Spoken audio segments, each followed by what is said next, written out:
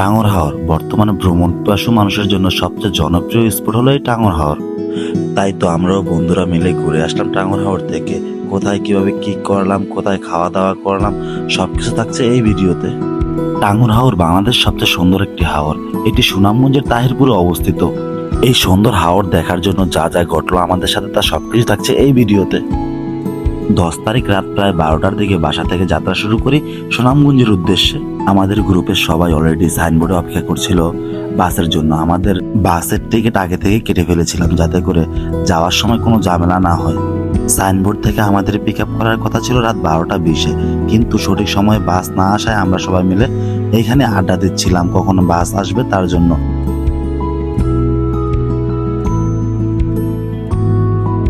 অবশেষে বাস আসলো রাত প্রায় 12টা 40-এর দিকে। তারপর আমরা একে একে সবাই বাসে উঠলাম এবং যার যার সিটে বসলাম।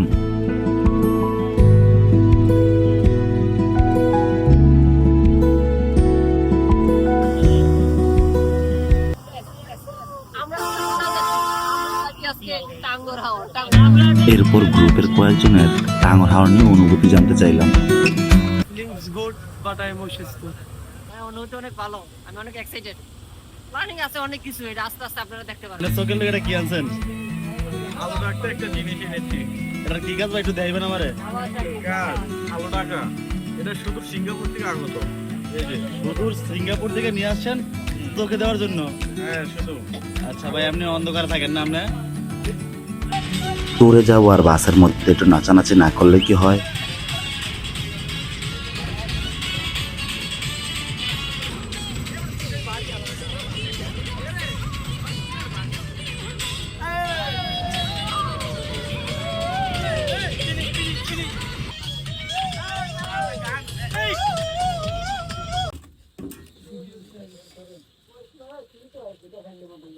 এখন রাত প্রায় 3টা 45 বাজে। রাস্তায় প্রচুর জ্যাম। আমরা মনে হয় না অর্ধেক রাস্তাও আইতে পারছি এখনো। দেখা যাক সকালে কয়টা বাজে পৌঁছাতে পারি। এমনিতেই বাস আসছে লেট কইরা, তার মধ্যে পুরো রাস্তা জ্যাম, বৃষ্টি, এর মধ্যেই চলছে আমাদের যাত্রা। রাত 3টা 45 থেকে এখন সকাল প্রায় 6টা বাজে। আমরা ওই একই জায়গায় অবস্থান করছি বাসে। থাকতে থাকতে অনেকের ক্লান্তি এসে গেছে, তাই সবাই নিচে এসে দাঁড়ায় রয়েছে। কেউ বাসের মধ্যে ঘুমায় আছে, কিন্তু বাস তো এক চুলো লড়তেছে না। তারপর প্রায় সকাল 7টা 40-এর দিকে আমরা বামনবাড়ি আসি। এইখানে হোটেল উজান বাটিতে আমরা হালকা খাওয়া দাওয়া করি, তারপর আবার বাসে উঠি। তারপর জানার চেষ্টা করি কার কেমন অনুভূতি। একটা অকওয়ার্ড পরিস্থিতিতে পড়ছি আমরা, সব মানে এরকম পরিস্থিতি যাতে আর কেউ না পড়ে। রাত্রে আজকে আমরা প্রায় 3 থেকে 3.5 ঘন্টা জাম খেললাম। এটাই সবার মেন্টালিটিটা একটু খারাপ করে দিছে। রাত্রে যে একটা জ্যাম ছিল ওটা অনেক কষ্টদায়ক ছিল। This is the first time আমি টাঙ্গুয়ার হাওর পরিদর্শন করছি, সেক্ষেত্রে আমি খুবই এক্সাইটেড। কিন্তু রাস্তায় অনেক জ্যাম ছিল, কিন্তু সেক্ষেত্রে আমি খুব ক্লান্ত বোধ করছি। আমি তো ইংলিশে কখনো ভুল করি না, হয়তো তুমি কম শুনতে পাও, সেজন্য হয়তো তোমার কাছে মনে হয়। আমি ইংলিশের সাহিত্যিক। ইংলিশে কি বলে বল? কোনটায়? সাহিত্যিক একটা দিলে বিপদেলায়। এখন আমি তোমার কাছে কোনো শিক্ষা নিতে চাচ্ছি টিকাটা বিপদেলায় দিছে ওরা। না, বিপদে না, এটা জাস্ট শিক্ষার জন্য। যার সাথে সেগুলি দেখবো। যে জিনিসটা কি আছে, জিনিসটা অনেক কিছু, প্রকৃতি আছে, পানি আছে, পরে প্রকৃতি। এই তো ওইটাই, যেটা তুমি হয়তো বুঝতে পারো নাই বা শুনতে বলেই তো তোমার এটাই হলো। তারপর কিছুই না, আমি ঢাকা যাবো। ঢাকা যাবি? যাবি না? হ্যাঁ যাবি না? আমার একদম মধ্যে খালি করে যাওয়া যায়। ঢাকা যাবি কেমনে? পিছের রাস্তা আছে খোলা। কতক্ষণ ধরে আমরা জ্যামে আটকায় আছি, ঠিক বইলা বোঝাতে পারবো না যে কিরকম একটা অনুভূতি। 5 ঘন্টার বেশি আমরা জ্যামে আটকায় আছি এনে। তো কখন যাবো কোনো ঠিক ঠিকানা নাই ভাই। দোয়া করতে হয় যাতে ছায়া পৌঁছাইতে পারি, তাহলে আমি ভাই রে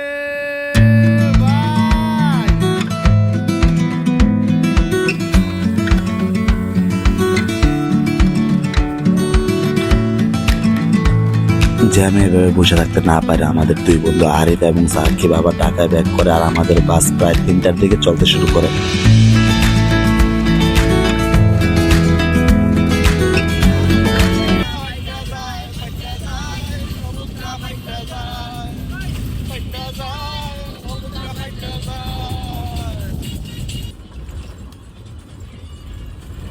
ঘুমাই, বাসার তো ঘুমাই।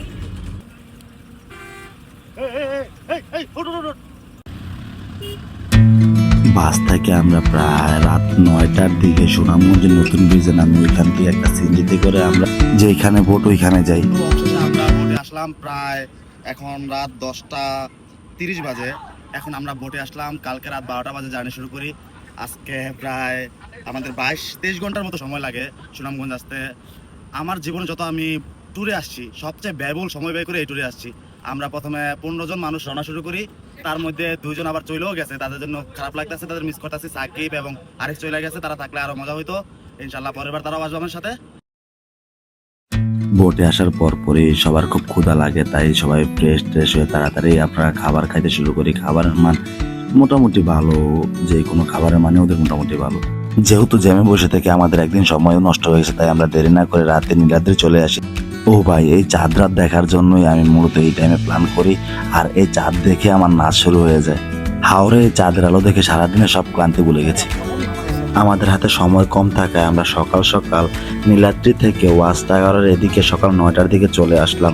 আসার সাথে সাথে ছোট ছোট নৌকাগুলো আমাদের বোটের কাছে চলে আসে। আপনারা যারা যাবেন ওদের সাথে একটু দামাদামি করে নেবেন। 200 থেকে 300 টাকার মাধ্যমে এই নৌকাগুলো পাওয়া যায় এবং ওয়াচ টাওয়ারের কাছে ওরা 40 থেকে 50 মিনিট রাখে। তারপর বোট থেকে নেমে আমরা সবাই ফ্রেশ হয়ে নেই।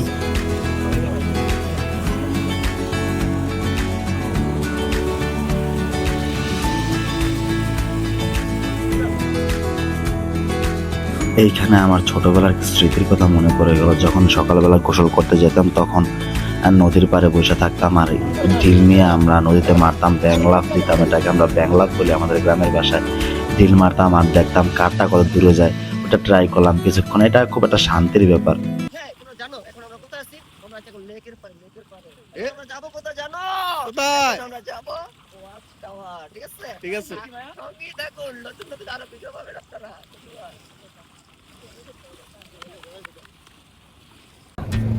ওয়াচ টাওয়ারে যাওয়ার আগে আমরা সবাই বোটে খাবারের জন্য অপেক্ষা করি।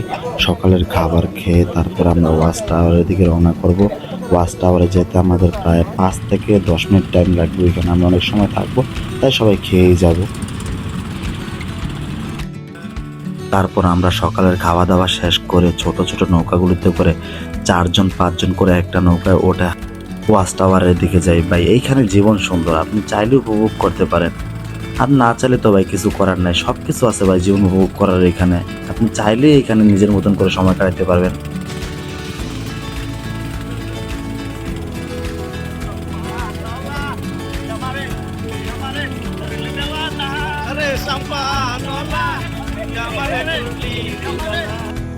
যখন আমাদের নৌকা হিজল গাছের নিচে আসে তখন ছোট ছোট কিছু ভাসমান দোকান নৌকায় করে আসে আমাদের কাছে। এইসব দোকানের খাবারের দাম একটু বেশি, তবে পানিতে গোসল করতে করতে আড্ডাই দিতে খাইতে আপনার খারাপ লাগবে না, ভালোই লাগবে। ওদের কাছে টাকা আপনি অগ্রিম দিতে হবে না, যখন আপনি আপনার বোটে পৌঁছাবেন তখন দিলেই হবে। আর এই ছোট ছোট নৌকাগুলিতে সবার জন্য লাইফ জ্যাকেট থাকে। আপনারা যারা সাঁতার পারেন না তারা সবাই লাইফ জ্যাকেট পরে নেবেন। আমরা সাঁতার পারি তাই আমাদের পড়তে হয়নি। আমরা সবাই মজা টজা করতে করতে একজন গোসল টোসল করি এবং যারা আমাদের নৌকায় করে নিয়ে যায় তারা আমাদেরকে গান টান শোনায়, ওটা খুব উপভোগ করি। আপনাদেরকেও আমরা শোনাচ্ছি কিছু গান। আমার মন বসে না শহরে, ইট পাথরের নগরে, তাই তো আইলাম হাওরে, তাই তো আইলাম হাওরে। ওই নীল জলেতে বাসাই দেব মনের দুঃখ যত, আর জল দিয়া পূরণ করিব হাজার শুকনো ক্ষত। সাদা সাদা কালা কালা রঙ মেছে, সাদা কালা সাদা সাদা কালা কালা রঙ মেছে, সাদা কালা হইছি আমি মন পাগলা বসন্তকালে। আর কামু দামু গরমু ফিরমু চুলমু আর ফটো, দুটা তুইলা দিব রাখবি নামের মোটো।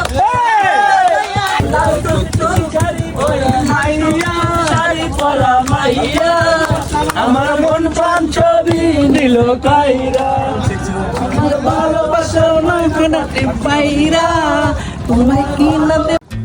গান শোনার পর পরে আমাদের শুরু হয় হাওরে ঝাপাঝাপি।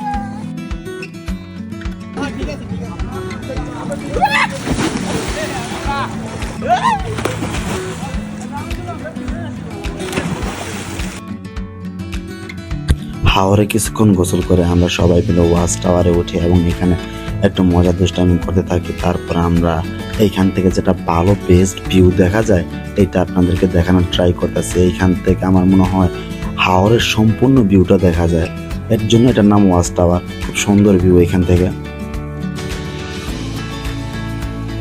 ওয়াচ টাওয়ার থেকে আবার নিচে নেমে আমরা হাওরে কিছুক্ষণ গোসল করি, সবাই মিলে খুব আনন্দ করি।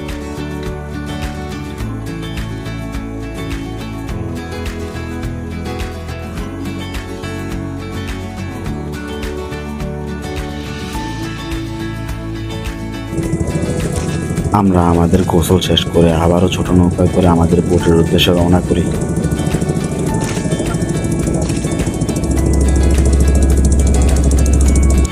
বোটে আসার পরপরই আমরা আমাদের দুপুরের খাবার খাই। আমরা খাবার খেতে খেতে আমাদের বোট চলে শিমুল বাগানের উদ্দেশ্যে।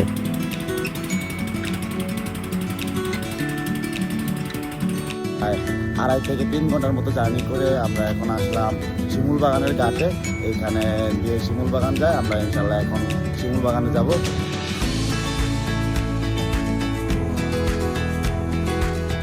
শিমুল বাগানে প্রবেশ করার জন্য এখান থেকে জনপ্রতি 50 টাকা করে টিকিট কাটতে হয়।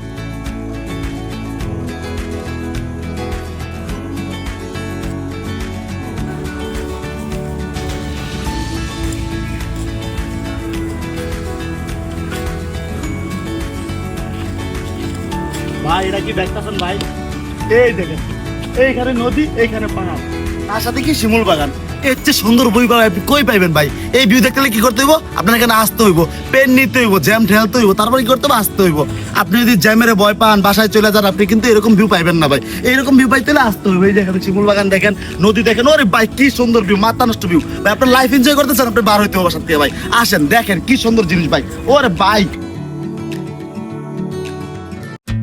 শিমুল বাগানের ভিউ সত্যি অসাধারণ। এখানে আমরা বেশ মজা টজা করে তারপরে আমরা আবার বোটের উদ্দেশ্যে রওনা হই।